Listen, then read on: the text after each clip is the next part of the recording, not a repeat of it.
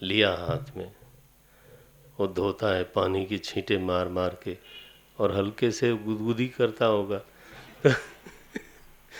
आप जानते हैं तलवे में अगर कोई हल्के से हाथ घुमावे, भगवान को गुदगुदी हो रही है, बोले अरे क्या कर रहे हो तुम, लड़खड़ाए जरा सा, तो गिर जाऊंगा। कहता है महाराज अगर आपको पतित होने का डर है, अगर आपको गिरने का डर है तो मेरा आश्रय लो, मेरा सिर पकड़ो, मेरे सिर पे हाथ रखो।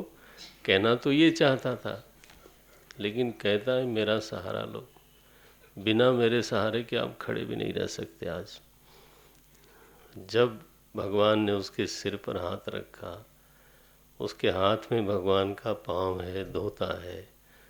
देवता लोगों ने कहा महाराज ये दृश्य तो कभी नहीं देखा था मैंने, बहुत बार मैंने भक्ति देखी, केवट आनंद उमगी अति आनंद उमगी अनुरागा, चरण सरोज पखारन लागा, बरस सुमन सुर सकल सियाई। बार बार पुष्प वृष्टि होती है। देवता लोग ईर्ष्या करते हैं कि अरे बताओ, हाथ में भगवान के पैर हैं और सिर पर भगवान का हाथ है। ऐसा अद्भुत दृश्य हमने देखा। दोनों पैर बारी बारी करके धोया, बहुत उनको हिलाया डुलाया महाराज। बोले अब ठीक है, अब आपका पाँव चमक रहा है, मेरे ख्याल से तो अब कोई धूल नहीं है, अब सीधे चढ़ जाओ नाव में, नीचे मत रखना। तो भगवान नाव में चढ़े, जानकी जी चढ़ी, लक्ष्मण जी चढ़े, पद पखार जल पान करी, फिर चरणामृत का पान करता है। पितरों को अर्पित किया, तर्पण किया। पितर पार करी प्रभु ही पुनि मुदित लय गयऊ लई पार। आनंद मंगल से झूमते झामते सीधे थोड़ो गया। बोले हाथ में आए हैं, रोज थोड़ो आएंगे। आज तो मैं पहले उधर ले जाऊंगा, फिर उधर से उधर ले जाऊंगा। गंगा जी में विहार कराते कराते कराते भगवान भी चुप है, मस्त है। क्या भाव है इसके। निषाद राज वहीं थे, राजा थे, कह रखा था मौन व्रत लेना। आप बोलना नहीं बीच में, आप राजा हो, बीच में टोकोगे तो मेरा क्या होगा। ना चुप रहना। जब पार चले गए तो यहाँ वर्णन आता है, उतरी ठाड़ भय सुरसरी रेता। भगवान उतरे, गंगा जी की कोमल शुभ्र बालुका में खड़े हुए।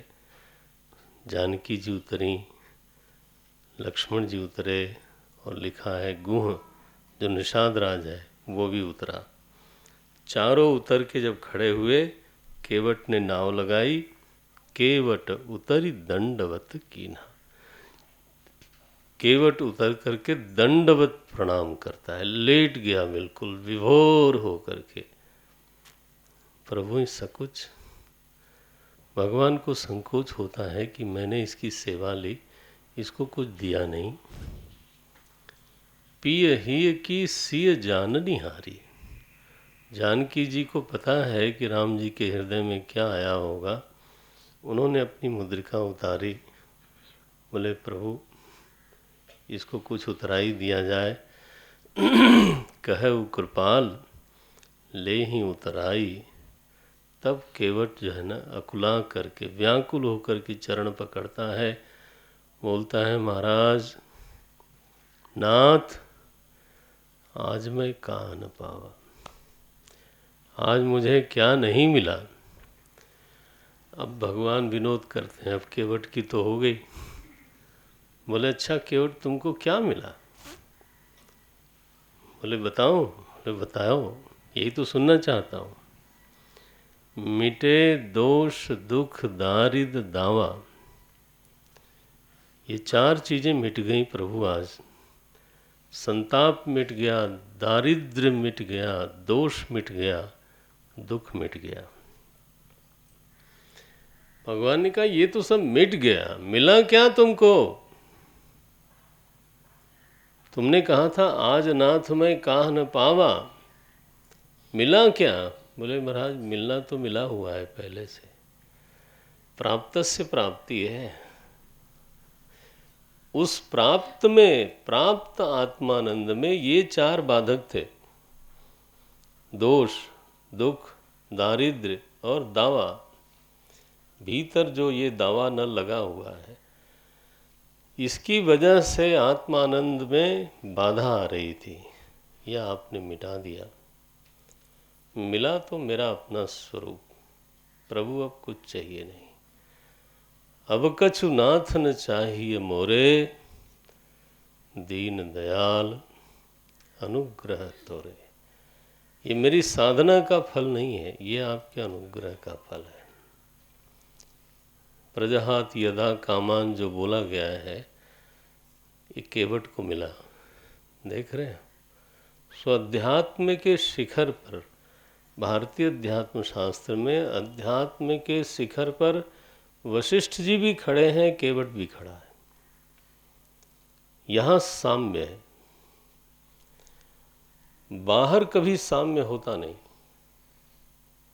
बाहर तो बुद्धि में भेद है, परिस्थिति में भेद है, जाति में भेद है, योग्यता में भेद है, बाहर तो भेद रहेगा। लेकिन जब आप अध्यात्म की तरफ चलोगे ना, तो अध्यात्म का जो उच्चतम शिखर है, अगर वहाँ कोई अगस्त्य, अगर वहाँ कोई भरद्वाज, अगर वहाँ कोई वशिष्ठ जी पहुँचते हैं, तो वहीं पर शबरी, वहीं पर केवट, वहीं पर निषादराज, वहीं पर कोलभील भी पहुँचते हैं। ठीक है, ये साम्य पकड़ना चाहिए। अपने कर्म में रह करके मैं वहीं पहुंच सकता हूं जहां कोई ऋषि पहुंचता होगा। ये अध्यात्म शास्त्र है। निषाद बोलते हैं, अब कछु नाथ न चाहिए मोरे, प्रजहाति यदा कामान सर्वान पार्थ मनोगतान। और वो भी मेरी साधना के फल के रूप में नहीं। दोनों, साधना का फल हो तो साधना का कर्ता भाव ही आ जाए। ईश्वर प्रधान साधना है, कर्तृत्व प्रधान साधना नहीं है, अनुग्रह प्रधान साधना है। कोई कोई साधक लोग ना कर्ता प्रधान साधना करते हैं। मैं ये करूँगा, संकल्प लिया, फिर उसका तरीका खोजा, फिर दृढ़ता से पालन किया। ये सब करते कराते लोग हैं। मैं तो हमेशा फेल होता हूँ, मैं तो साफ साफ बोलता हूँ। जो कुछ अगर अच्छा होता है केवल अनुग्रह से होता है। मेरे संकल्प वंकल्प में तो दम ही नहीं है। मैंने जब जब किया तब उल्टा ही हुआ। भगवान कहते हैं भाई तेरा रास्ता नहीं है ये, मैं ले चलता हूँ, चलो चुपचाप। तो ये बोलते हैं, अब कछु नाथ न चाहिए मोरे, दीन दयाल अनुग्रह तोरे। लेकिन बड़ा आदमी कुछ दे और आप न लें तो एक तरह का अनादर है। तो फिरती बार मोहि जो देवा, उसको मज़ा आ गया था कि उधार रखने में बड़ा मज़ा आता है। एक बार निषाद राज को उधारी लगाई थी, अब राम जी को लगाता हूँ। यहाँ से तो बड़ी से बड़ी चीज़ मांग सकता हूँ। बोले महाराज 14 साल बाद, आखिर रास्ता तो यही है, लौटोगे आप। मैंने एक तरह से कह दिया कि इधर से आना, कहीं और से न निकल जाना। फिरती बार मोहि जो देवा, सो प्रसाद में सिर धरी लेवा। वो मैं प्रसाद अपने सिर पे रखूँगा। बहुत कीन प्रभु लखन सिंह, जानकी जी ने कहा बेटा ले लो। बोले महाराज फिरती बार उधार रहा आपके ऊपर। ये बहुत बढ़िया चीज़ है उधारी, नकद बड़ा गड़बड़ है, उधार चाहिए। जब उस पार गए हैं, भगवान गंगा जी में स्नान किया, पार्थिव पूजन किया है। तब मज्जन करि रघुकुल नाथा, पूज पार्थिव नायो माथा। गंगा जी को प्रणाम किया। ऐसी तो महिमा है गंगा जी की, बताओ। जानकी जी जाती हैं गंगा जी के पास, बोले अगर देवर और पति के साथ में सकुशल लौटी तो माता जी आपकी पूजा करूंगी मैं। ये सकाम भक्ति है। हम लोग जानकी जी से थोड़े ऊपर वाले लोग हैं, तो हम लोग हमेशा एक ढोंग रचते हैं, सॉरी, निष्काम निष्काम। सकाम बोला नहीं कि दूसरा अपनी आंख से गिरा देता है। गिरा दे चाहे चढ़ा दे, उसमें आपका क्या बनता बिगड़ता है। कामना है तो उनसे कहूँगा, अगर उनको अच्छा नहीं लगता तो या तो पूरा कर दें या कामना मिटा दें, बात खत्म। वो उनका काम है, मेरा काम थोड़ो है। मेरे पास कामना है तो मैं कहाँ रखूं? तो अपने माँ बाप के पास ही रखना पड़ता है ना। अगर उनको पसंद नहीं आती है तो मेरी कामना मिटा दें, या पूरा करके मिटा दें। पूरा होने से भी तो मिटेगी।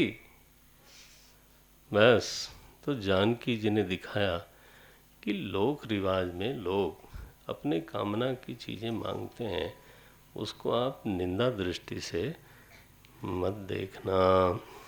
अब चले लोग और कहीं पेड़ के नीचे सोते हैं, गांव गांव से गुजरते हैं, हर जगह दौड़ दौड़ के लोग भगवान का दर्शन करते हैं। भरद्वाज ऋषि के आश्रम में गए, वहाँ श्री प्रयागराज में प्रवेश किया। भरद्वाज जी के आश्रम में गए, वहाँ प्रणाम किया भरद्वाज जी को। करत दंडवत मुनि उर लाए, मुनि मन मोद न कछु कही जाई, ब्रह्मानंद राशि जनु पाई। तो भरद्वाज जी से थोड़ी देर के लिए मिले हैं भगवान। वहाँ भरद्वाज जी अपनी कृतार्थता बताते हैं।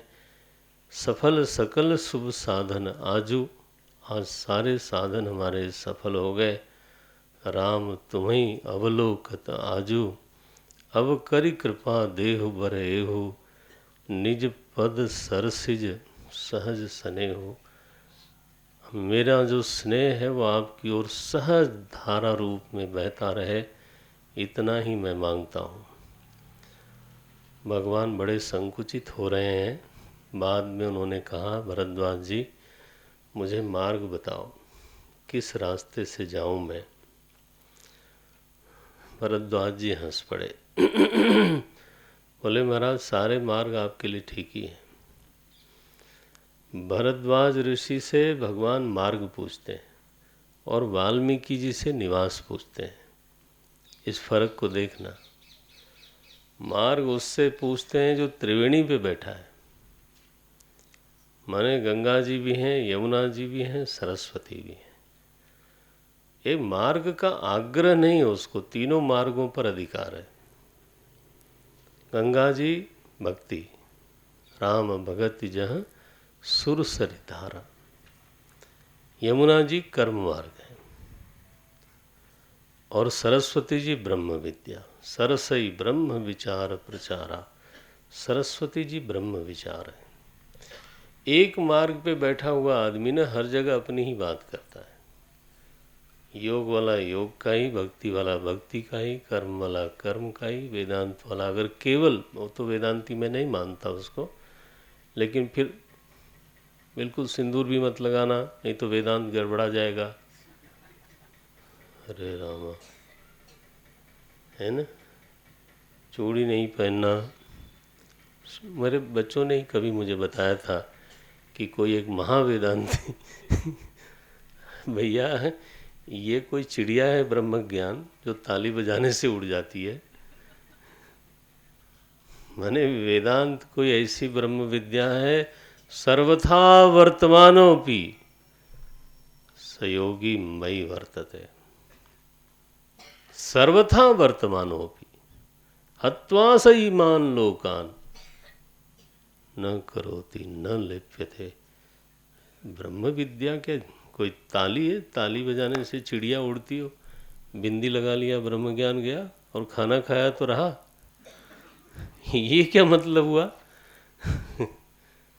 अरे व्यवहार का धरातल अलग है, परमार्थ का धरातल अलग है। व्यवहार में तो वैसा रहो जैसा आपका व्यवहार मांगता है। जिस जगह की जो रीति है, नीति है, रिवाज है, पहनावा है,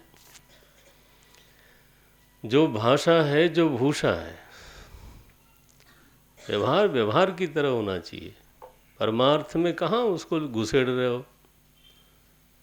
महाराज रहुगण को ऋषि भरत ने यह उपदेश किया था, न सूरय।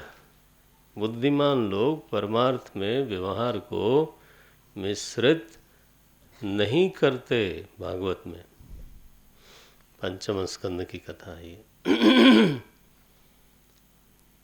तो ये इसको वेदांत थोड़ा बोलते हैं। वेदांती ही है जो त्रिवेणी पर बैठा है, क्योंकि वो कर्म से भी होके गुजरा है, भक्ति से भी होके गुजरा है, और ब्रह्म विचार भगवान की कृपा से ही मिला है। मैंने आज तक कोई पक्का परंपरा का कोई संत नहीं देखा जो भक्त न हो, और जिसने कभी समाज के लिए हितकारी प्रवृत्ति न की हो। जब भी बात उनसे होती है तो उनका कोई आयु का ऐसा हिस्सा सुनने को मिलता है जिसमें वो बहुत समाज की तरफ थे।